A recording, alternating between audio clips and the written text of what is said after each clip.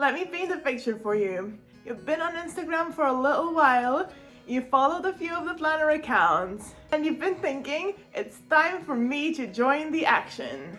You start taking pictures and you've noticed that it's a little bit of a hassle. I've been posting on Instagram for a couple of years at least, so in this video I thought I'll show you all my little tips and tricks to take flawless photos, if I could say so myself. Let's start with actually taking the photos. The first and most important thing is the lighting. I used to be a slave to the light, especially since there's basically none during the winter months where I am. I now have bought a light, which is a daylight imitating light, and it's been the best decision as I no longer had to wait for that one little ray to come out. That being said, you don't need any artificial lights if you have a bit more patience or are living in better lighting conditions. Once you've decided to take your photos, find one spot in your house where there seems to be a bit more light. Might be by the window, but also could be on the floor somewhere.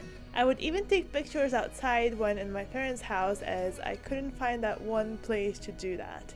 That one place inside, that is. There's also little ways to manipulate the light, such as hold the white paper to deflect it back onto your spreads. You don't really need loads and loads of lights too, just enough to be able to edit your pictures and still keep all the details. So if it looks a little dark and you can edit out the darkness, it's fine. But if with it the picture becomes too blurry, then you probably need to look for a better time or better lighting conditions. I found that for me personally, it was best to take pictures in the morning, but it depends on what your windows are facing. The weather also matters. A rainy or sunny day are not the ideal time. If you're batching your content, you might want to go for the cloudy day with no rain. This is to avoid harsh shadow sun gifts. Now that you've got lighting sorted, next thing to think about is where you put and angle your spread. You can just take pages out if it's a happy planner. If you wanted to keep the pages inside, here's some little positioning tips. I always aim for the dish to be neutral colored, that way it goes well with your spread. You can also take the pages out and put them in the middle of the planner. This makes it all look even.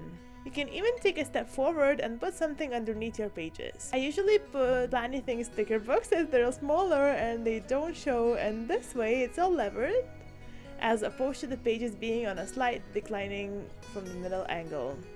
Wow, angle talk is really not my strong suit. Once you've got your spread, you can start thinking about some props. You don't really have to look far or buy any special ones. The first thing I use all the time is the stickers I use. The sticker books usually have more than one sheet, or if I printed them, that's infinite amount. For this spread, I use plaid pumpkins from my October Plans and Blanks release. I'm so excited to show you all of the sheets, but I understand you came here for photo tips, so if you're curious to see the new release, I will show you the sheets at the end of this video. Once I have the matching stickers, I can think of adding some pens that are the same color, or washi I've used if I've used any. I'm also a fan of scrapbook paper. It's an easy way to add more to your picture. I have the whole pile of scrapbook paper that I keep just for taking photos. If you don't have many sheets, you can find matching dividers from your planner or similar notebooks. You can use all the craft tools you like stamps and inks and whatnot. You can also add little things that are lying around the house, such as candles and flowers and ornaments and such.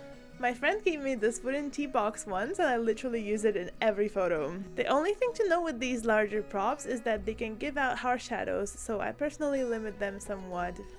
I know it seems like a lot, but once you find the props you can use and your rhythm, it becomes second nature. Especially if you're using everything you just used to create the spread anyway. Now that we have some of our photos, we transition into editing. This is where the magic happens. I edit the heck out of my photos. I feel like planner photography is definitely deviating from your regular photography. It's a separate branch. I'm using two apps for my editing and both are free to use. One is Adobe Lightroom and another one is Snapseed.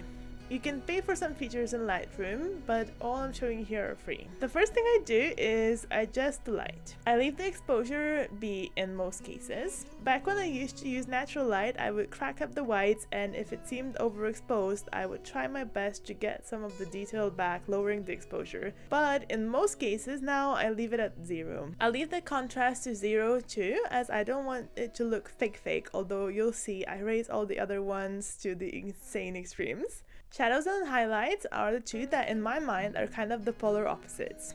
I raise the shadows to about 20-30 depending on how many harsh shadows are there, and lower the highlights. That helps to preserve some of the details. Then for the whites, I literally erase them as much as possible for it not to look overexposed, so about 60. Crazy amount. Then for the color, I add about 30-40 vibrance and about maybe 5 saturation. Again, you want the colors to be nice and vibrant but not fake, and saturation might raise the levels a bit to the fake side.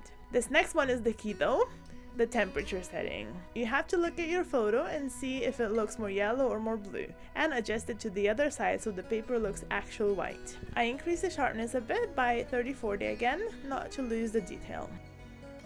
And now for the final magic touches, I use Snapseed and put selective.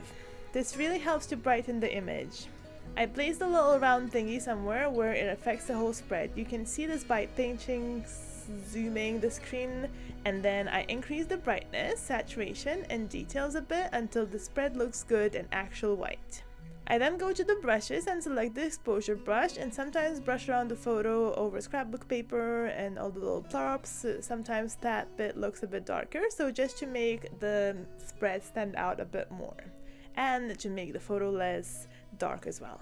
There's no one right answer to photo taking and editing. You'll definitely be able to find your own. I just wanted to show you my process, and I hope this helps, as I was desperate for something like this when I started. Would always look at other people's photos and think, why can mine look like that? Healthy, I know. Now, if you wanted to get a glimpse at the new Plans and Blanks release, here are all the stickers, and I'm so happy with them. We have the already established plaid pumpkins, and I'm so happy to say that I've added matching boxes to match each of these sticker sheets too.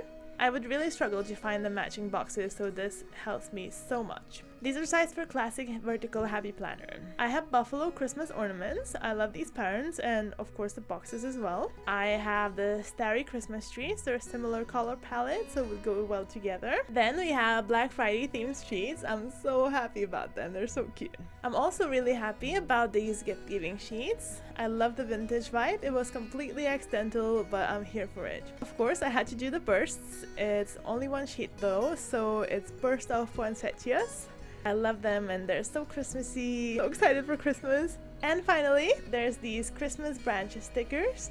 I was initially planning to make another sheet to decorate them with, but I thought it might be a bit silly, and I thought the ornaments would go well with them anyway. Which one is your favorite? I'd love to know. Please tell me in the comment section down below. I really hope this video inspired you to share your beautiful creations with the world. If you're still a little overwhelmed by social media, you can watch my video on how I streamline my social media process next, and I shall see you in my next craft session.